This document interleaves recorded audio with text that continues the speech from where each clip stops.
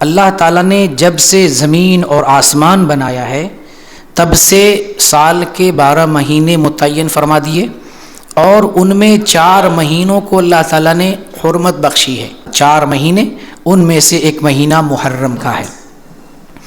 اس مہینے کی فضیلت ہے، اس مہینے میں روزہ رکھنا رمضان کے بعد افضل روزہ ہے۔ صحیح مسلم کی حدیث ہے، نبی کریم صلی اللہ علیہ وسلم فرماتے ہیں افضل الصیام بعد رمضان شہر اللہ المحرم۔ رمضان کے بعد افضل روزہ کون سا ہے؟ محرم الحرام کا روزہ۔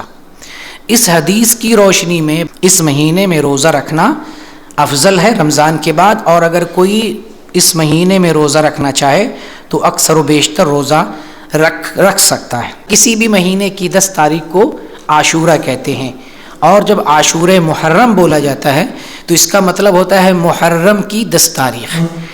اور یہ جو محرم کی 10 تاریخ ہے اس کی فضیلت بہت پہلے سے مسلم ہے، واقعہ کربلا کے بعد سے نہیں، واقعہ کربلا سے پہلے ہی سے عاشورہ محرم کی فضیلت مسلم ہے۔ رسول اللہ صلی اللہ علیہ وسلم نے عاشورہ محرم کا روزہ خود بھی رکھا ہے اور پیارے صحابہ کو بھی اس دن روزہ رکھنے کا حکم فرمایا ہے۔ اور عاشورہ کا روزہ رکھنا فرض تھا، جیسے رمضان کا روزہ رکھنا فرض ہے اسی طرح سے عاشورہ کا روزہ رکھنا فرض تھا، لیکن جب اللہ تعالیٰ نے رمضان کا روزہ فرض کیا تو عاشورہ محرم کا روزے کی فرضیت ساقط ہو گئی۔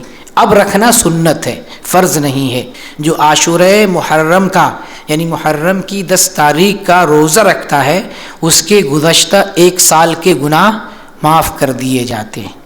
عاشورہ محرم کے نام پر 2 روزہ رکھنا چاہیے، 9 محرم کا اور 10 محرم کا۔ ہر ملک والا جو بھی جس ملک میں رہتا ہے اپنے ملک کی تاریخ کے اعتبار سے 9 محرم اور 10 محرم کا روزہ رکھے گا، یہ افضل ہے۔ لیکن اگر کوئی آدمی صرف 10 محرم کا روزہ رکھتا ہے تو بھی کفایت کر جائے گا، لیکن بہتر اور افضل 9 اور 10 محرم کا روزہ ہے۔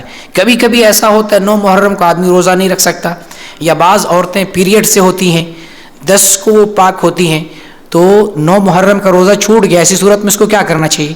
تو وہ 10 محرم کا ہی روزہ رکھ لے، کافی اس کے لیے۔